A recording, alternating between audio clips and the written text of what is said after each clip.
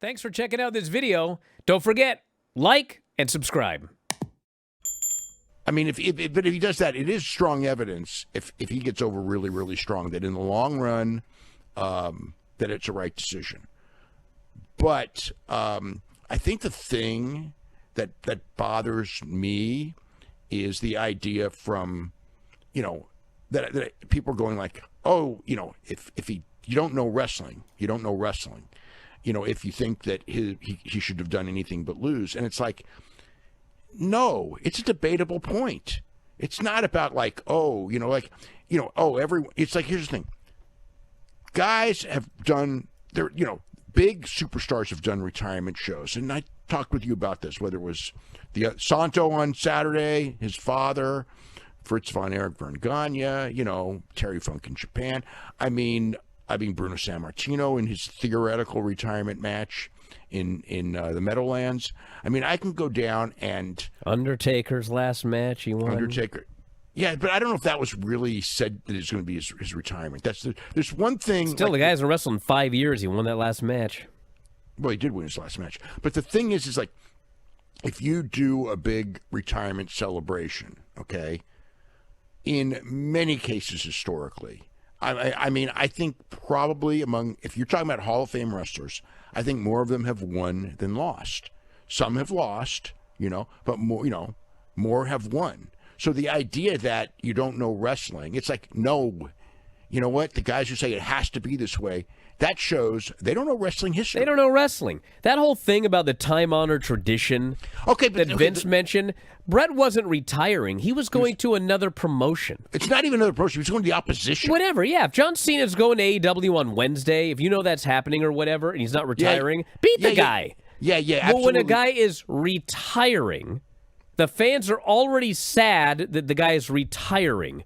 There's nothing wrong with him winning his last match. No, it's been done countless times. That's exactly. Now, the one where it happened, where you could make the argument, and that the ego was completely out of control, was Vern, because Vern wrestled Nick Bockwinkel in his retirement match in Minneapolis. He ended up coming back about a dozen times after, bastardized it like almost everyone does. But in that match, Vern wins his retirement match from Nick Bockwinkel, retires as world champion, and then the next week they give the championship to Nick Bockwinkel with the idea that they gave this excuse of, we need a champion right now, and having a tournament would take too long to do it. And I thought, like, that's probably not the best thing, to just hand this guy a world championship after he lost the match. And Vern was the champion and never lost. Like, it's like, he could have lost the world title, but it was his world title, and that was his decision. Okay, so that's a questionable one. But plenty of others were. Fritz von Erich won the American title in his quote retirement match, but he came back too. But but in this case, like, I think the difference is that wrestling was kind of like a hand-to-mouth business. And a lot of times when a guy was... The time-honored tradition, by the way, the time-honored tradition was never about retirements. The time-honored tradition was that if you were a main eventer in a territory and you're leaving to go to another territory, and these territories, and wins and losses mattered in those days a lot. The idea is that the right thing for business is for you to put a guy over to strengthen the territory and make a guy a top star when you leave. That's the reason of the time-honored tradition. It's about leaving a territory and putting a guy over when you're leaving, when you're giving your notice and everything like that, which absolutely makes sense.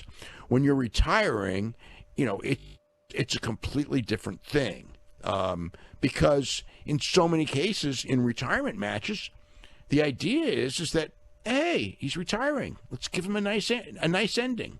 We don't beat he doesn't necessarily have to win our world championship. That's stretching things, but again, Fritz and Vern both won championship. Well, Vern was champion, and I think Fritz won a championship in his retirement match.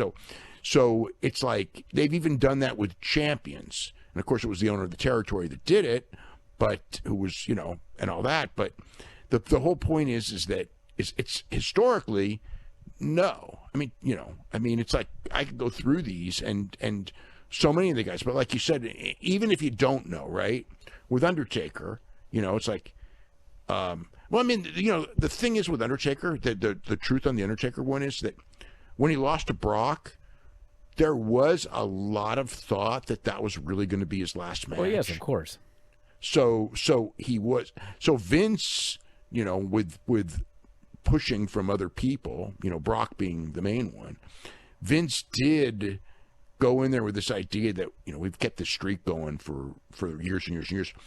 The value of the streak is that somebody benefits from breaking the streak, and he's leaving. We're running out of time for anyone to benefit. Like if they thought he was going 3 more years, he might have beaten Brock with the idea that, hey, you know what? The guy who we want to benefit is Roman, who ended up beating him later. Because he was the guy, the full-time guy who was going to carry the company after John Cena, right? So it could have gone that way, but the feeling is that he ain't going to last long enough to put over Roman, even though he ended up doing that. But at the time, that was the idea. So we gotta, if this is going to be his last match, which it wasn't, but there, like I said, there was that thought. Then this is, Brock's the guy. So that's why, he lost that match. But yes, he came back and he won his last match. Thank you for watching. Make sure you subscribe to the channel and click that notify button, and you'll never miss a video again.